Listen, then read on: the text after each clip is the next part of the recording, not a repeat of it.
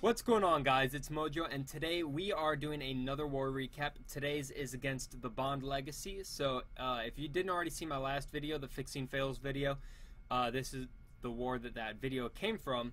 So make sure you check that out. That had one of the better raids of, or one of the good raids of the war. So you know, they didn't use all their attacks. You know, we cleaned them up pretty quickly. We did get a 3-star on one of their Town Hall 10s, which was like a troll layout that I guess he forgot to change back. I 3-starred on my Town Hall 9. I probably would have been able to 3-star him even if he used a normal base, just using my Town Hall 10. Because I had a Town Hall... I just re-3-starred a base with my Town Hall 10 anyway, so wouldn't have made too much of a difference. But anyway... You know, we got the 29-star award. I couldn't quite pull off the 3-star number 1. I made a funneling error, and that basically ended my raid. Actually, technically, it was 2 funneling errors, but oh well. We are going to show J-Put's attack. This was done by Trent. So, he has single Inferno Towers on his base, so those are obviously going to be very hurtful towards golems, but they're not going to be hurtful towards witches. So, Trent is bringing a very witch-heavy GoVaLo. So being very patient, just creating his funnel. You know, these golems are taking damage, but once these point defenses near the outside go down, they're not going to be taking a lot of damage. Plus the witches are going to be coming in and you know, distracting a lot. So Trent is seriously, the patience in his raids is incredible. He just lets everything develop so smoothly. Now, a little bit of a funnel gone wrong. I think it was because of a wall breaker fail, actually. But that's alright. The free spells were still maybe a little bit late, so maybe a little too patient on those, Trent. But still doing well. If you haven't already noticed, look how many troops he's saved. When I was watching this live, I was saying, holy crap, like, why is he not using any of his troops? But, you know, he came back out of the raid and was like, he replied to me and said, well, I could just tell that my troops, what I had already put down was enough to take out the core, or, you know, at least the town hall. Excuse me. So anyway, he saved all those troops. Now, I don't remember if I said this already, but he has the 2 more witches, the 2/2/3 in his clan castle. So he has 3 witches, he had 8 wizards, and he had 2 minions to pick off all this percentage. And you're just going to see, like, just how great of a raid this was. Of just a very solid 2-star attack with 27 heroes on, I think it was like an 89k, or I think an 89k base. I can't tell because the available loot keeps changing. Yeah, 89. But, you know, I think it was only that low of a base weight because his heroes, the guy's heroes were pretty low. They weren't bad. You know, he's got pretty high level defenses. He's got good walls. So, I guess the, you know, the downfall is just that his heroes were that low. Also, you know, this account doesn't have the max free spell. And it just doesn't have that high of level heroes. So very solid 2-star attack by Trent on that account. Then we had Bay Trader, 3-star number 3. Trent picked up number 4. Bay Trader also took number 5. So great job to Bay Trader, getting us another 6-star war. He's had 3 wars with us, I think, at this point. One war had 1 3-star, and then like an almost, I think. And then he's had 2 6-star wars. So anyway, back to this raid. Why am I showing it to you guys? Well, mainly because of that 4th troop slot in the available, or the troops available down below. He's bringing in the Twirly Girls. You just can't like ignore the replay in a war recap when someone uses the Twirly Girls. They're just too awesome, too fun to watch, and just the best. So Bay Trader's gonna go ahead and, you know, just rage up the kill squad, jump into the core. You know, he's got the loons for the back end once these air defenses go down. Great job here. I think this, maybe not. Yeah, that air defense does get one shot off.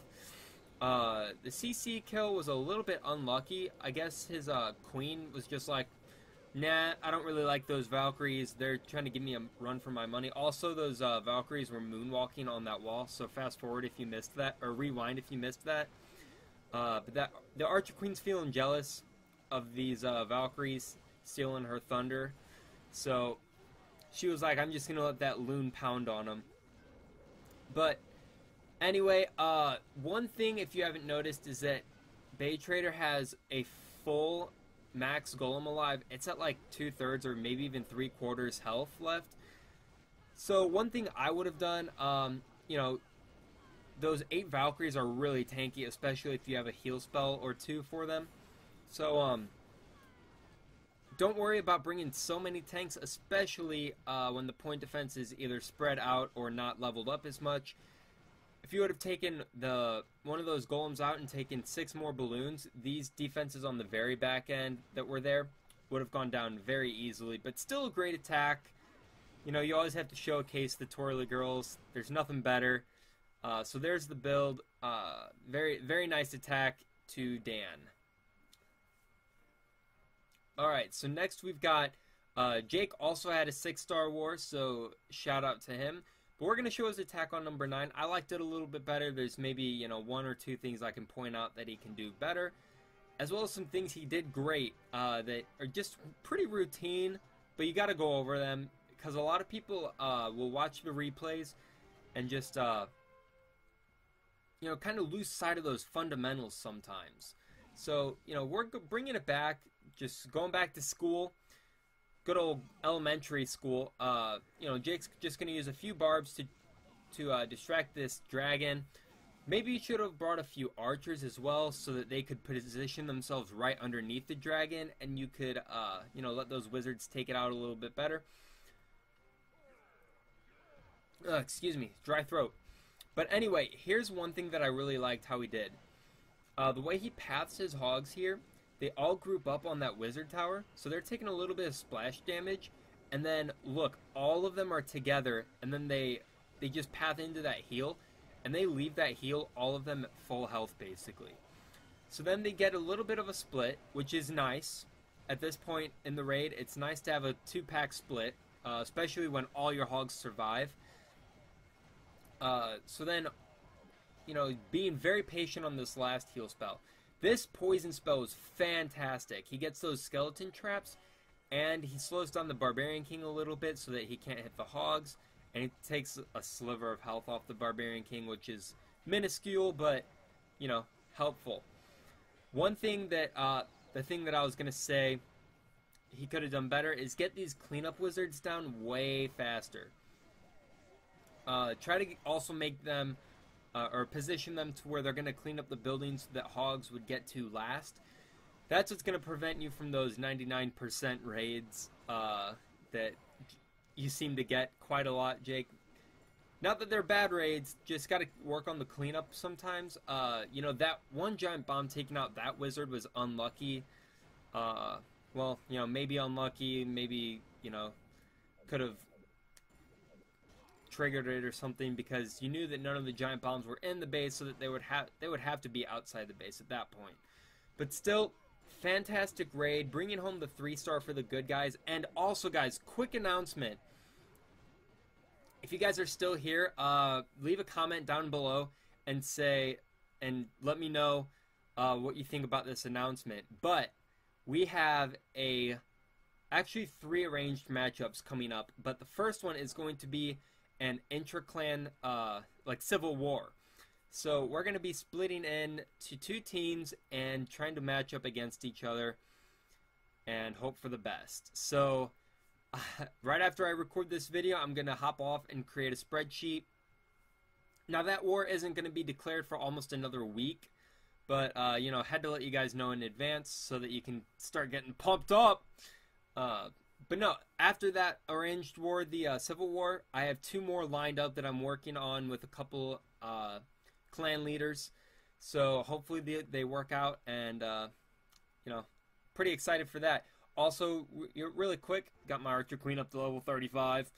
Gonna do a couple more boost sessions today and try to get her to level 36 before the current battle day, or before the current prep day is over, so that I can have her at level 36 for my attacks. But anyway, guys, hope you liked the video. Let me know what you guys think of seeing some arranged matchups. There'll be higher level wars for sure.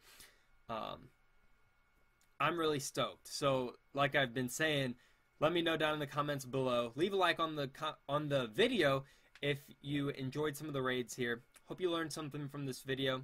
Hope you have a great day, and peace out.